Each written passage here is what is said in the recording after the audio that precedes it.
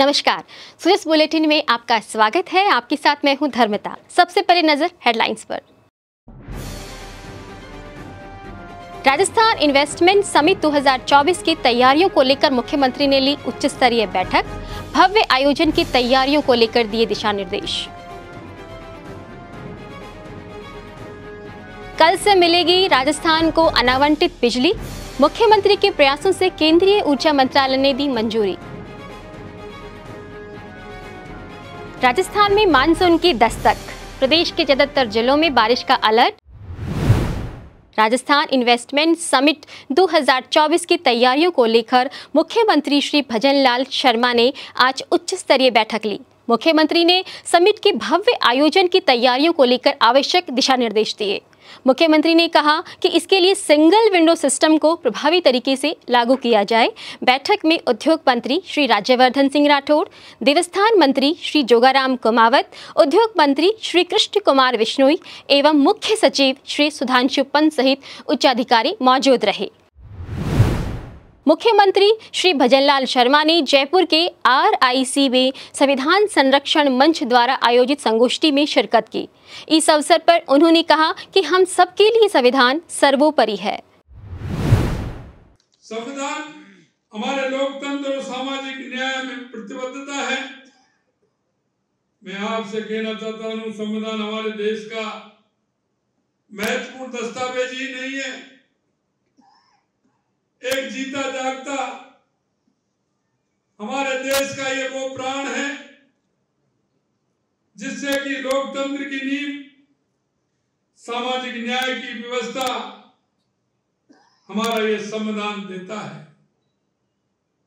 आपको पता है, लाखों हजारों उन देशवासियों ने हजारों सालों तक संघर्ष किया, क्योंकि इस देश में के अंदर कभी हूण आए, कभी कुषाण आए, कभी इस्लाम आया तो कभी अंग्रेज आए, क्योंकि देश कबीलों में बटा हुआ था, छोटे छोटे राज्यों में बटा हुआ था।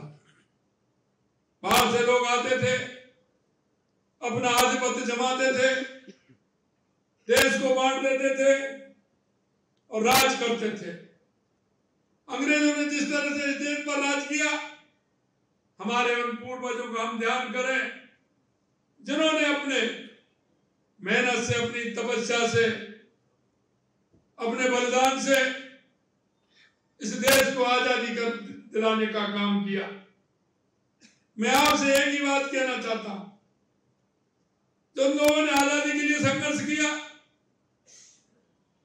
वो देश जब आजाद हुआ तो या तो वो उम्र के पड़ाव पर आ गए थे या वो दुनिया से चले गए थे। लेकिन मैं कहना चाहता हूं, देश को आजादी मिली, आजादी के बाद देश किस तरह से चलेगा, देश को किस तरह से चलना चाहिए। एक देश में ऐसे योग्य, अनुभवी, विद्वान ऐसे व्यक्ति मिले जिन्होंने देश के उन सभी लोगों ने मिलकर के उनको जिम्मेदारी थी और उनको संविधान समिति का अध्यक्ष बनाया। ऐसे डॉक्टर भीमराव अंबेडकर जी थे।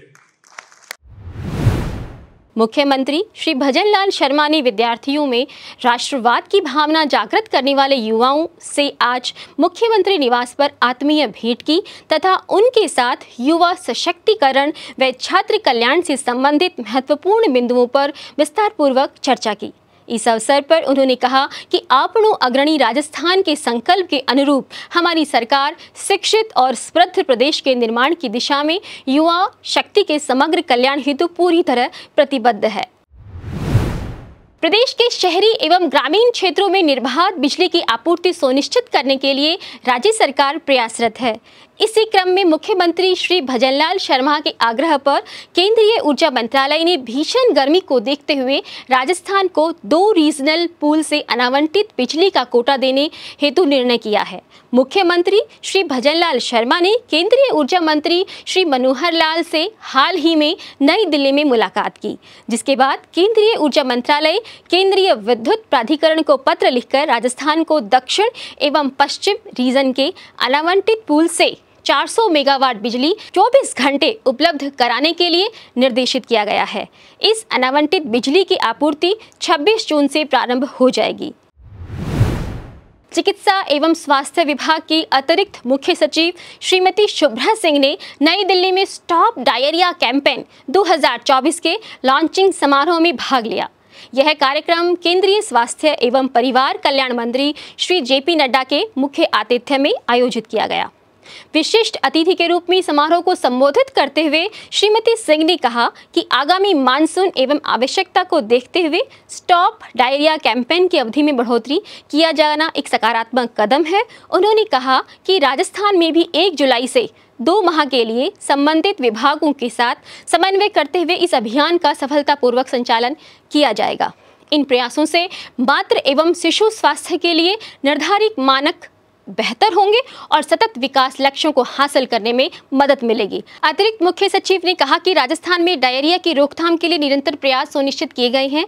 इसके चलते डायरिया नियंत्रण में राजस्थान की स्थिति राष्ट्रीय औसत से बेहतर है। विश्व पटल पर पर्यटन के क्षेत्र में अपनी विशेष पहचान रखने वाले उदयपुर शहर को वन विभाग की ओर से विभिन्न विकास कार्यों व नवाचारों की सौगात मिली। असम के राज्यपाल श्री गुलाब चंद कटारिया एवं वन मंत्री श्री संजय शर्मा ने शहर में butterfly park, children adventure zone, eco tourism adventure zone, Luv Kush वाटिका का उद्घाटन एवं उबेश्वर महादेव में जल संरक्षण संरचनाएं, होल्डिंग एरिया तथा सज्जनगढ़ में लॉयन सफारी का शिलान्यास किया। अम्बेरी में butterfly park, children adventure zone, eco tourism adventure zone के शुभारंभ के अवसर पर आयोजित समारोह को संबोधित करते हुए कार्यक्रम के मुख्य अतिथि असम के राज्यपाल श्री कटारिया ने कहा कि हमारे पुरखों ने उदयपुर को जहां बसाया, वास्तव में वह बहुत अच्छी जगह है। और अब बात मौसम की। राजस्थान में आज मानसून ने दस्तक दी है। देखिए एक खास रिपोर्ट। मानसून की पिछले कई दिनों से राजस्थान वासियों को उम्मीद थी। आज 25 जून को दक्षिण पूर्वी राजस्थान के कुछ भागों से मानसून प्रवेश कर चुका है।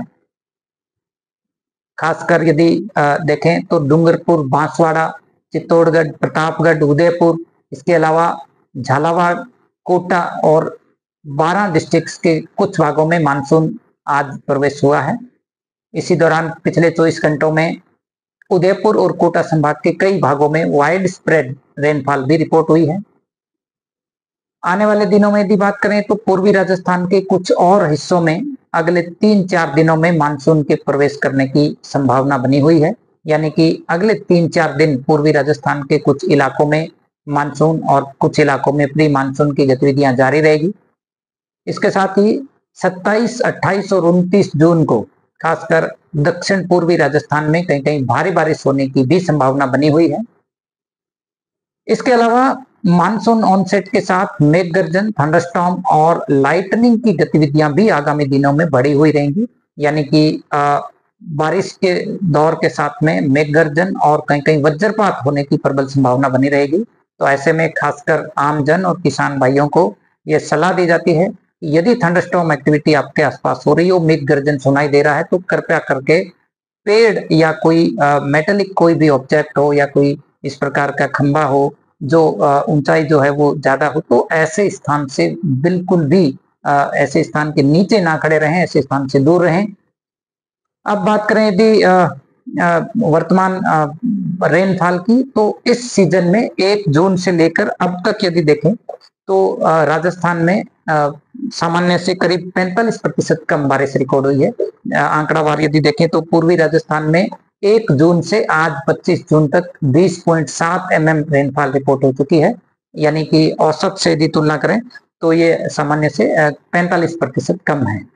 तो कुल मिलाकर इस वर्ष मानसून का जो आगाज है वो राजस्थान में तय समय पर हुआ है और अगले 5-7 दिन बल्कि 1 सप्ताह के लिए यदि बात करें तो राजस्थान के कई इलाकों में मानसून जो है वो यूं कह सकते हैं कि बारिश की गतिविधियां जारी रहेगी और मानसून जो है वो आगे बढ़ने के लिए कंडीशंस फेवरेबल है। आज के लिए बस इतना ही, फिर होगी मुलाकात। तब तक के लिए नमस्कार।